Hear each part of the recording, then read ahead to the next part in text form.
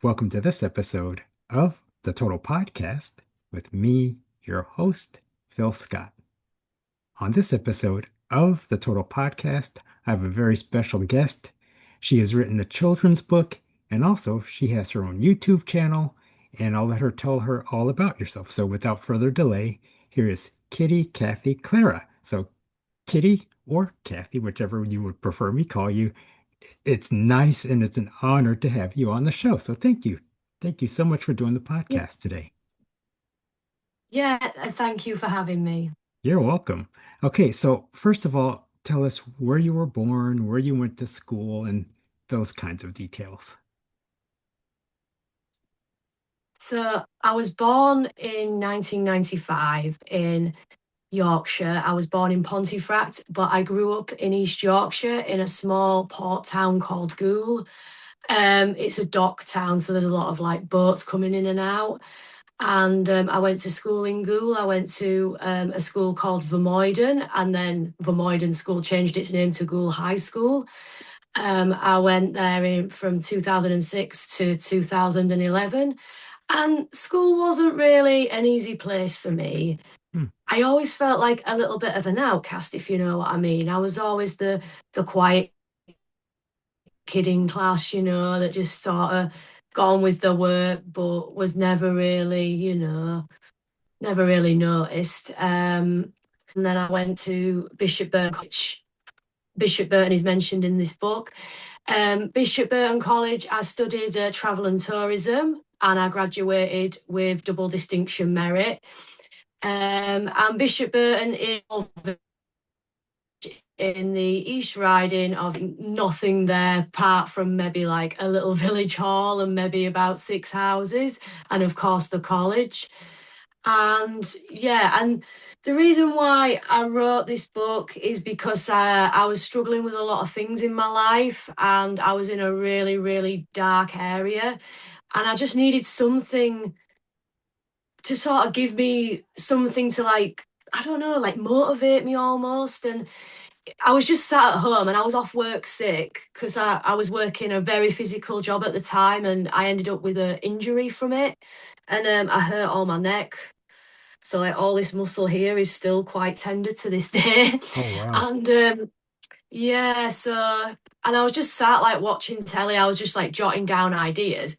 Originally, Lilibet was going to be a little panda bear called Lily, but in a certain idea, it just doesn't connect well. And you're jotting down ideas, different notes, and you're just thinking, nah, I need something here. And on the TV, a picture of the Queen Paddington Bear came on, and that was it. Just this little bear. She just popped into my head out of nowhere, and I was like, "Yeah, that's it." Lilibet, the little teddy bear, and there's like the little vintage style bear just like popped into my head, and I was like, "And what color could she wear?" And I noticed the Queen was like wearing like a more of a bluey greeny sort of outfit, and I was like, "Yeah, a blue bow and a blue matching dress that would work. Well, it's That would amazing. work. It's That would amazing really too work." how therapeutic writing can be, isn't it? Absolutely, definitely. And we can go to like anywhere when we write, whether it be back to places from our past or whether it's like made up places. I think it really brings out a good quality in people. Yes. Okay, now in terms of getting it published and doing the artwork and everything, what was that process like for you? So I didn't illustrate this book. I just wrote it. I worked with a publishing team, and they had illustrators that was able to create this for me. And they've actually done a really, really great job. I'm really happy with how it came out because this was just the exact bear that I had in mind. Oh, wow. And how long did it um, take for them to start with the artwork and everything to get your writing um, in sync with the book and then the yeah, it took a process of, good, I'd say it took a good about 3 or 4 months, like maybe 5 months, because the book came out in like September. I wrote the book in the December, reach out to like different publishers and things because like I always felt a bit scared, like thinking, oh, if I put it out there, like people are going to laugh at me, people are going to think it's silly. But no, I'm glad I pursued it. Well, we're And glad you I did did. too. And I'm glad that I was able to get a good team. But yeah, I was glad I was able to get a good team of illustrators to make it work for me. My question Yeah. now is, have you had a chance to read your book in person to children? And then tell us about your YouTube channel. Um, I've read my book to some children, yeah, and I've had quite positive feedback from them.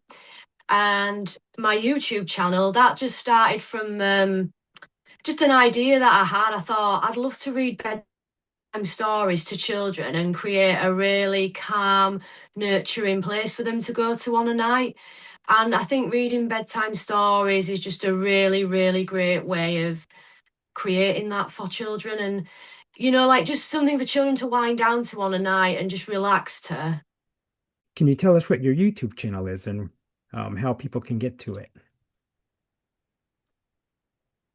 Yeah, so it's called Kitty's Bedtime Stories, and there's a link on my Instagram profile. You can just click it, and yeah, I'll be uploading more videos. There's definitely more stories I'd love to share with you all. All right. Now, also, and I know some authors are able to relate to their characters on a personal level. How do you relate to Lilibet on a personal level?